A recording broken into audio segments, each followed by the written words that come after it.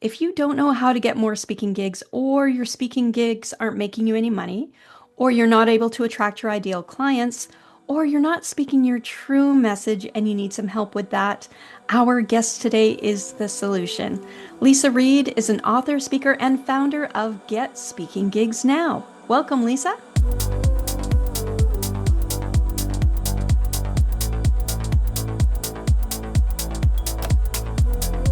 Welcome, everyone, to the Women in Podcasting Show. I'm your host, Jennifer Hensel. And today I have a very exciting guest for you. If you don't know how to get more speaking gigs, or if your speaking isn't making you any money, or if you're not able to attract your ideal clients effectively, if you feel like you're not attracting the right audience for your offer or for your show, and if you're not speaking your true message and you need help with that, our guest today is the solution. Lisa Reed is an author, speaker, and founder of Get Speaking Gigs Now. Welcome, Lisa. Thank you so much, Jennifer. So excited to be here. So we met through a mutual friend at an event, and I was so impressed and thrilled with connecting with you because what I was impressed with was how many speaking gigs you do in a year. So tell me how you got started with that and let our audience know how many speaking gigs you do because it's really impressive how you use that as a tool to attract your ideal audience. I love speaking. And for those of us who love that and just get such that beautiful, buzzy feeling from speaking, it's one of the best ways you can do marketing and sales for your business and have fun doing it. So I started speaking back in 2013, which was well over 10 years ago. I worked for a company and they said, go get clients and we have a talk that you can use and an offer and you just go give it and bring the clients in. I said, okay. And I booked 83 speaking engagements my very first year, which is crazy, like crazy town. But I didn't know that. I was just head down doing my work. And I started a network of speakers about halfway through that because I thought I could keep doing this cold calling thing and I could keep working really hard at doing this and get all the results. But I would love a more funner way, if I may use a grammatical joke, a definitely more effective and fun way to get booked. So I started a network, which is now the International Speaker Network, and we still are going strong.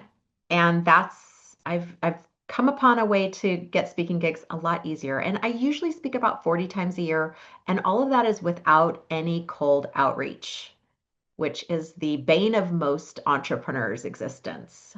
That is so amazing. And it really is an effective way to attract your ideal audience. And we have lots of opportunities in the Women Podcasting group for people to connect. But without your strategies, it's not as effective. So tell us, how can people get more speaking gigs?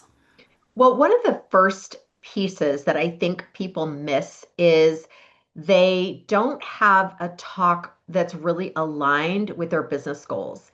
And there's a lot of mistakes I'll see. Sometimes we overgive information, sometimes we undergive information. A lot of times, maybe we're not clear on our call to action. So, one of the first steps I would suggest is get your talk ready to rock. And yes, that's a phrase that I use in my orbit, my world, because I help people with this one-on-one. I even have a boot camp around it. I have a chapter in my book called Get Your Talk Ready to Rock. So I feel really strongly about it. And it's being very intentional about your message so that you're bringing massive value to the audience, but you're also bringing massive value to your business. And so each person's talk that they get ready to rock is different because that person is different. Their personality is different. Their business goals, their lifestyle, all those things are different. And so we want to make sure that you're madly in love with it and that you can't wait to share it with the world. And we want to really erase as much as we can any resistance, any residue that's there where you're questioning yourself or wondering if you're good enough or good enough, smart enough, gosh darn it, all those things, so that you can really shine from stage. So that's like step number one. Be ready to be ready. Oh, that's incredible. And then also for those who maybe they've started speaking or maybe they have a podcast because your strategies really could be used by podcasters as well. Absolutely. How can they make money from their speaking? Oh, I love this topic. And I know you do too, Jennifer. I was just listening to your podcast about how to monetize your podcast. And I love the question, how do you monetize your speaking? Because a lot of times we think there's only one way, and it's usually like the old school way, and it still exists, don't get me wrong, and that's the paid keynote way. That is just only one way that you can monetize your message. You can monetize it using different stages, like a virtual stage, podcasting stage, in-person stages, speaking what we call like speaking for free or waive your speaker fee stages. In fact, you can often, I'll tell you a secret, you can often make way more money doing it that way versus a paid keynote way, especially if you're newer. I even started my very first talk, I'll tell you this was back again, 2013. I did not have a PowerPoint. I didn't have I had no clients. It was my very first gig, so I'd have no speaking engagements under my belt, no email list. And there were 10 women in the room. Now, here's what I did have. I did have the right audience. I had a proven offer and I had a proven talk that I had practiced and I had gotten coached on. 3 out of those 10 women signed up for my offer. It was $300 approximately. They gave me their credit card right then and there. So I walk out with a $900. And then 2 of those women ended up spending tens of thousands of dollars with this company I was working for. So sometimes we overthink and we make it more complicated. But honestly, just like what you shared in your, getting your podcast ready, you have to like start. You have to like decide, this is my path. This is what I'm going to do. Here's how it's going to help me fill my program, fill my mastermind, fill my coaching, offer my services, whatever that thing is that you're offering, and invite people into your world. And all of a sudden, people come in. They were just waiting for that invitation from you. Oh, that's brilliant. Yeah, I love what you said that there's different kinds of stages. And I've found that too. At one point, I did a specific kind of workshop. I did it every month for 5 years straight. And Wow. it was the same workshop, but some people would come back 7 times. I had one woman come back 7 times. And then I had some people that would just, they'd buy my other services by attending the workshop. And so there's all kinds of opportunities that you can create for yourself and get involved in other people's speaking opportunities. And so that's a great reminder because there's so many different kinds of opportunities. So if you haven't been finding something in one particular niche or one particular method, try some of the other ways. And definitely, I make more from those free speaking stages than the speaking retainer or, a speaking fee for sure. So that's a really good point too. So, and just a little thing about attracting ideal audience, if we could just back up to that a little bit, what Yeah. do you recommend that people can build into their talk or build into their, really it starts with the title, doesn't it?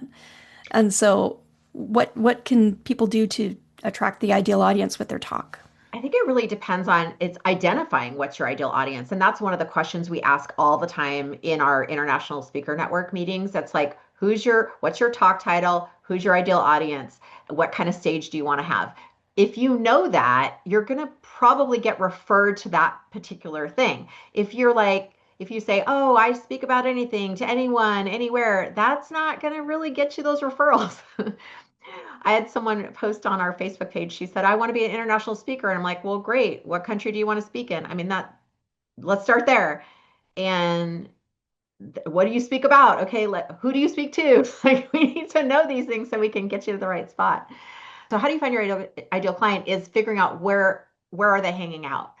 And a lot of times people don't realize there's associations. And, if you were never really in a professional association, why would you know that? There is an association for everything. So, for example, one of my clients is a former accountant. Then she became a life coach, which isn't your usual path, but, that's what she did. Guess who she speaks to? She speaks to accountants and CPAs. Guess where they are? At association meetings. Guess who meets once a month and who has special programs and education for those members? Accounting, CPA associations, payroll associations. So that's one example of how you can take maybe a former niche that you used to be in or career that you had, or even it might be a current one, and speak to those people if they could be your ideal clients. For her, it works because she knows their troubles, their stresses, their frustrations, and she really gets it. She doesn't need, she understands their language. but now she's coming at it from a different approach. So it's about getting really clear on who your audience is. Like if your audience is female entrepreneurs, like for example, like probably for you, that would be a great audience. Where are they meeting? They're meeting all over. So do you want to speak internationally, Canada, US, beyond? Do you have a different language that you speak? Great. You might want to branch out into that country or those areas that speak that language. It might be by industry, it might be religion. So there's all different ways that we can cater your audience. Oh, yeah, that's so brilliant because, a lot of people don't realize all those extra opportunities to find your ideal audience. And another one I thought of when you were mentioning conferences is trade shows too is a whole different animal. When we've spoken at trade shows, sometimes you're kind of speaking into the void at the trade show, but it's not just about filling that sort of seating area when you're at a trade show. Sometimes the vendors are hearing you, and it's just having your name there, and it's really the conversations that happen in the hallway where you can meet other people, get more speaking gigs through that. So I love everything you offer. It's perfect for podcasters as well. All of your strategies work for podcasters because a lot of podcasters come into podcasting and they have the impression, just like speakers think that, oh, just speaking gigs is the only way, or paid speaking gigs is the only way. Podcasters come in and they think sponsors are the only way. But of course, there's other ways to monetize. And so everything you offer is just wonderful. I love your website. Can you let people know where they can connect with you and Absolutely. how you can help them? Yeah, I have a great offer for your listeners. It's 5 top tips to get more speaking gigs now, because obviously we didn't cover everything in 15 minutes. So it's at getspeakinggigsnow.com/tips. And you'll just get those right away. And I have some bonus tips in there for you too. So that's at getspeakinggigsnow.com/tips. Oh, that's wonderful. Well, I'll put that link in the show notes so everybody can find that at womenpodcasters.com.